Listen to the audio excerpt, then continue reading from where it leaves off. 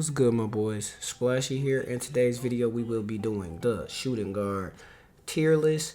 The shooting guard tier list will obviously be a little bit different because obviously it's less capable shooting guards on this game. On top of the fact we just got a few oops as well, so I'll put them into a tier. Talk about why I have them in that tier, and then we'll go about our day. The tiers we have is the best. One person will be in the best. We both know who that one person is because I think he is indefinitely the best shooting guard.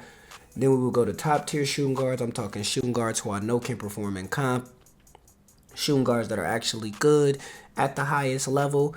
We got which would be more like your budget dogs, or maybe on the right hands they might be able to shake some up, but not really spectacular. Then we got trash. Trash can mean the car's trash, the way you have to get them is trash, something of that nature.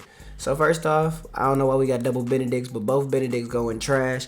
The reasoning being because, one, it takes 6 weeks to get him, and everybody knew by the time you get him, he would be trash or outdated unless you are a Pacers fan. Once again, like I always say, just because I put a card in trash does not mean that you are not able to use them to the most of their capabilities and, go about your day with them. You feel me? But Benedict is trash. More than less of what his card really is. It's really just because of how long it takes to obtain him.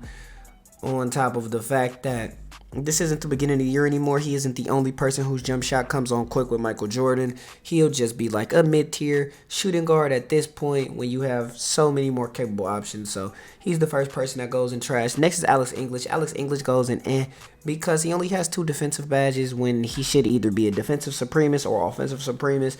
He specializes in middies from what his past cards usually are, but middies don't matter on this game.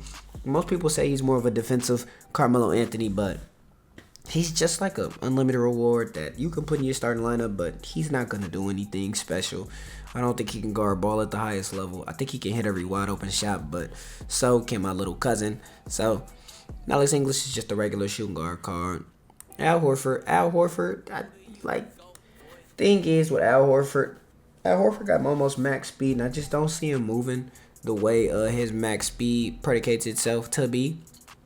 I don't think he can guard the best player. I think he moves too slow. I think his jump shot is just more of a power forward shot. Obviously, he's a oop, so, it is what it is. But I just don't think he has a shooting guard shot. Like, I don't think he's anything spectacular, especially on this game. Like, I just think he's just a center that's playing shooting guard. You feel me? Like, I don't think it's nothing else to it. Nothing more, nothing less. You feel me? Next we got Anthony Edwards. Anthony Edwards will always also go in trash. Like I said, the reason Anthony Edwards is going in trash is because of the way you have to obtain him. So let's say Kevin Garnett, right? If it takes me 14 hours to obtain Kevin Garnett has to also be a god. On top of be worth me grinding for 14 hours. Unless you're an Anthony Edwards fan or like the movie Hustle, I just don't think you're going to play domination this late in the year. And I don't think he makes you want to play domination this late in the year. No SIGs changed. His SIGs that he has right off bat aren't as good. This isn't his diamond that was in the takeover. He's just not a spectacular shooting guard. I just think he's just like a waste of time. Next we got Billy Knight. Billy Knight goes in top tier shooting guards. Reason Billy Knight will be the first person to go in top tier shooting guards because Billy Knight can run the ball at a high level. Billy Knight can guard ball at a high level. Billy Knight has a shot that everybody liked. Like nobody just disliked that shot, which is, good as well. Especially with the duo, I think he's like a top 2 shooting guard on the game. So I think that goes to his discretion as well. A lot of us didn't get him though. If you didn't get him, it is what it is. He won't be coming back. So I'm so sorry to break it to you, but he is a top 2 shooting guard. Next we got Ben McLemore. Ben McLemore is just nothing really spectacular. I mean, I could look at him just to make sure, but pretty sure he's just nothing spectacular. Okay, so maybe that won't be look up Ben McLemore. There you go. Mid defensive stats, headshot, no good dribble moves really. Every dunk package on the game. He has his own leaner. Yeah, like this what I be meaning by like mid. Like, you feel me? Like 75 block when some shooting guards got 90. 88 steal when some shooting guards got 95. 82 interior when some shooting guards got 88. Not even 85 strength unless you give him a shoe. No host that just make you just say, oh my god, besides Limitless and Clamp Breaker, it handles, because everybody gets quick first step. Poster don't really matter, because Muggsy Bogues is probably dunking on Yao Ming. So, just a mid-tier card. Like, it's not really much to expect. My bad, wrong tier list. But it's not really much to expect out of him. You know, I just think he's just a shooting guard that you would get just because you can't afford many other shooting guards. Buddy Hield also goes in, like, nothing just spectacular. I don't like his jumper. I don't like his SIGs. I don't think he has good defense. I just think he's a card that you can put at shooting guard. And maybe if somebody just has no defense and leaves you open all game, maybe he can thrive. That's just that. Carmelo Anthony also goes in the end. One, because I do think he's more of a skill gap card. If you can time his shot every single time or how much the shot fluctuates with his timing, I think you're a dog. Other than that, though, I think he's just the offensive version. Like, well, he is the offensive version of Alex English, but he just don't really got no defense. Like he's just not really playing no D. I do think he can score the ball, but he's just not really playing no defense. And I think it's other shooting guards that can give you exactly what he can while giving you everything else he can. Next, we got Dominique Wilkins. Dominique Wilkins goes in the trash. That card is horrible. From his shot to his shot to his shot. Some cards just never really get good cards in my team, like, especially later in the year until they change everything about him. And, like, Dominique Wilkins is one of them. Like, Dominique Wilkins just won't be good on this game. It's just how it is. It's not really much more to expect out of him. Next, we got Cassie Russell. Cassie Russell technically could still be a top tier shooting guard, but just because he is now outdated with being one of the few shooting guards that doesn't have anchor on the Hall of Fame, you know, and all that, we're gonna put him in. He had his time, you know, his time running was actually really good. Do I think you can still run him at shooting guard if you know what you're doing? Of course, but I just think you have better shooting guard, more viable options nowadays than Cassie Russell. As a primary, though, I'm actually not sure if you really do. I don't think as many primary shooting guards still standing tall that are better than him, but he's not nothing spectacular offensively and defensively compared to the newer cards we have right now. Because as shooting guard, what you want is either he needs to be your point guard, basically, so you can run a bunch of 3-and-D people at every other position, or they have to be your best or second best lockdown. And all the people we went by so far does not fit that capability besides maybe Cassie, so that's that. Next, we got Seti.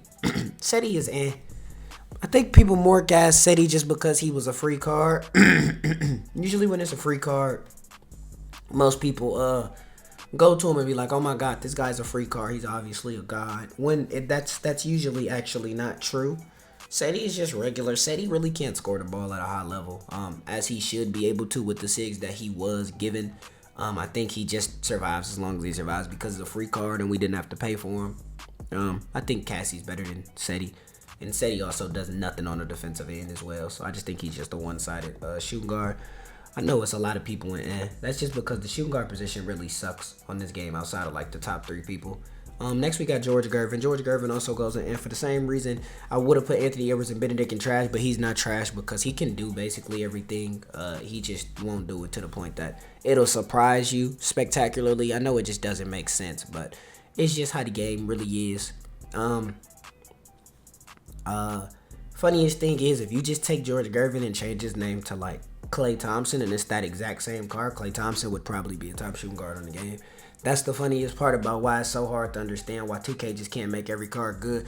But for what you have to do for George Gervin and getting 2,000 cards, like, which is very hard to do, especially since people can't buy MT anymore, and you're not getting anything out of packs anyways. So that's that.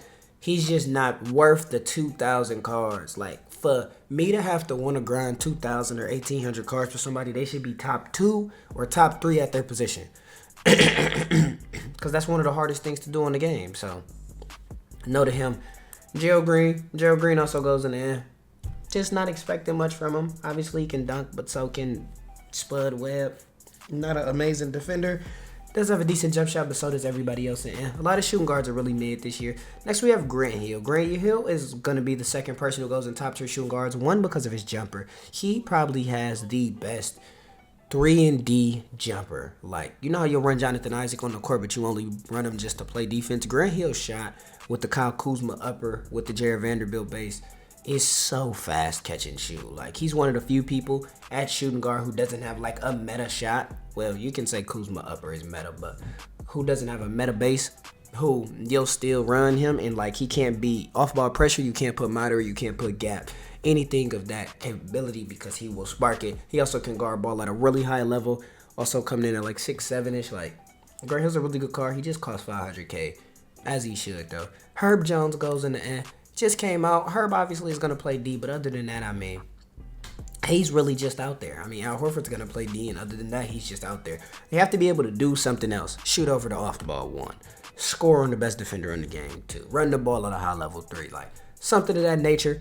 I just don't think that they do any of that.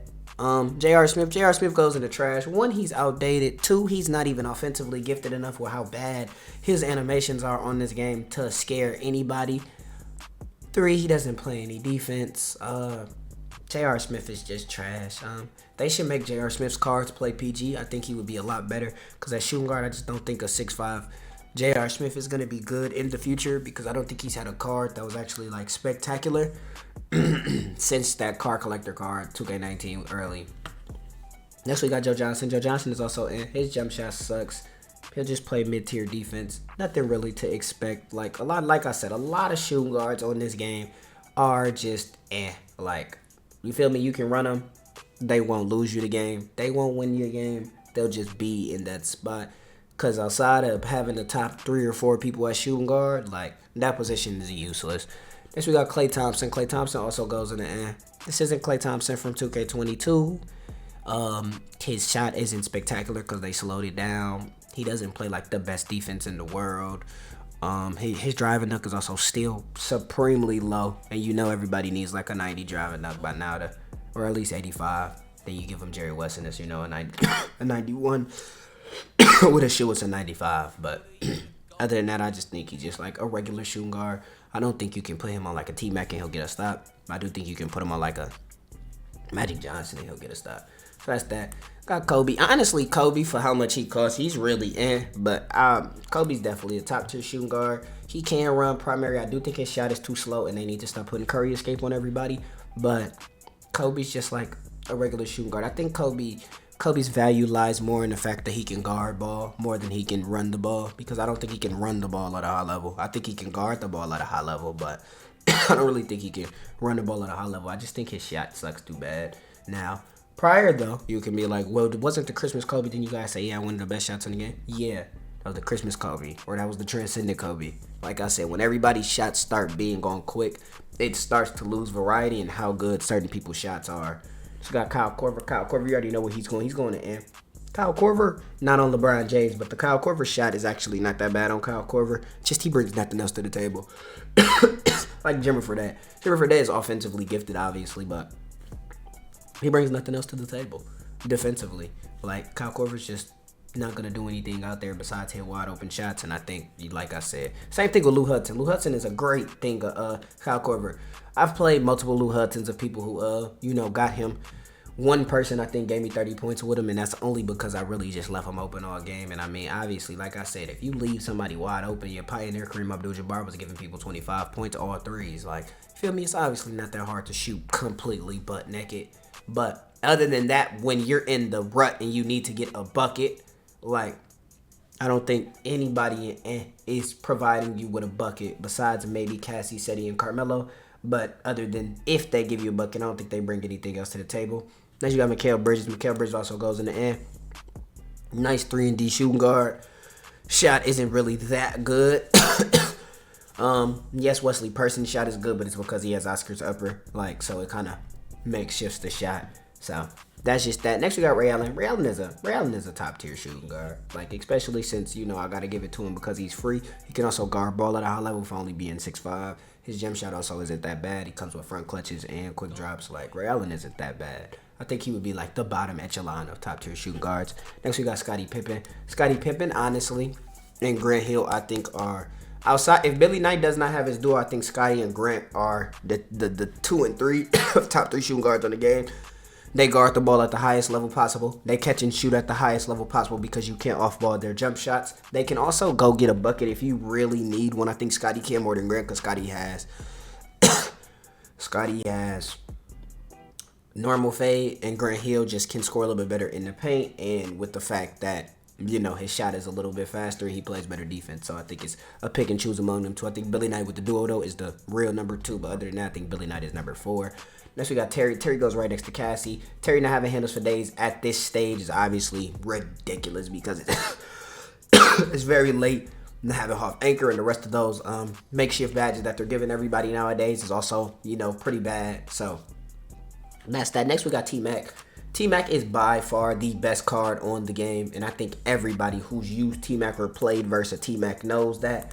T-Mac provides the game with such a widened offensive skill gap that you almost cannot guard somebody using a Tracy McGrady if they know what they're doing. Like, you physically can't do it. You can put Jonathan Isaac on him. You can put Bill Russell on him. You can put Yao Ming on him. You can put Kareem Abdul-Jabbar on him. If they know what they're doing, T-Mac's probably going to end that game with 25 points, or he's going to end that game with 13 assists. Just because you make somebody's T-Mac pass doesn't mean you're really stopping them. It just means you're just giving up a wide open. Somebody else wide open just because you don't want the T-Mac to score. But I do think Yao is really good, but I think T-Mac's, I think DBG said it best. The gap that Tracy McGrady has on the rest of the shooting guards, no other card on the game besides Yao has that gap. Grant Hill and I even say Billy Knight. Billy Knight and Anthony Edwards have a closer gap than Tracy McGrady and Scottie Pippen. You feel me? Like that should tell you something. Dominique Wilkins and Kobe Bryant have a closer gap to Dominique being closer to Kobe than Kobe has to be close to Tracy McGrady. That's how much better Tracy McGrady is than the rest of the card. Tracy McGrady, we haven't seen a card do what he does. I wouldn't even say Tim Thomas did what he did when he dropped it since probably Havlicek in 21. Like a card that can 300 expeditiously, can shoot over the double team, can shoot over a triple team. You can't off ball him, can score on every single card on the game, comes with the best dunk packages on the game, can also play defense, is also 6'8", like best jump shot on the game. And honestly, people got blessed that he got his shot on 3 out of 4 instead of very quick. If he would have got his shot on very quick 4 out of 4 instead of quick 3 out of 4, he would be so much more dangerous. But the gap between Tracy McGrady and the rest of the shooting guard cards, or you can even compare him to the rest of the primary ball handlers, is so far gone that I don't think they can make somebody as good as Tracy McGrady unless they copy everything he did and change like the escape and the SIG size up. Because I think the only thing saving people is that he got his own SIG size up, which isn't bad. Curry escape, which I think is trash, and that's that. Like, I'm not gonna sit here and just keep, you know, necking off Tracy McGrady, but if you know, you know, and I'm pretty sure everybody knows. That's why the shooting guard position is so flawed right now, because Tracy McGrady messed it up. Like, if Tracy McGrady wasn't on this game, all of these people would probably be in best.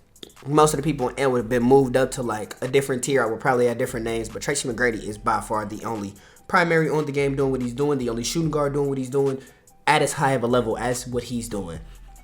Next, we have Vince Carter, who is last. Vince Carter also goes in the top tier shooting guard. I think Vince Carter is between him and Billy Knight, I probably would take Vince Carter to score the ball a little bit better, but I would take Billy Knight defensively over Vince Carter, so it would be what it is. Probably the top 5 shooting guards on the game. If we're counting Billy with his duo, would probably be T-Mac, Billy Knight, Grant, Scotty, Vince. I think Kobe comes in 6, Ray comes in 7, and I think everybody under them is kind of trash. Like, honestly.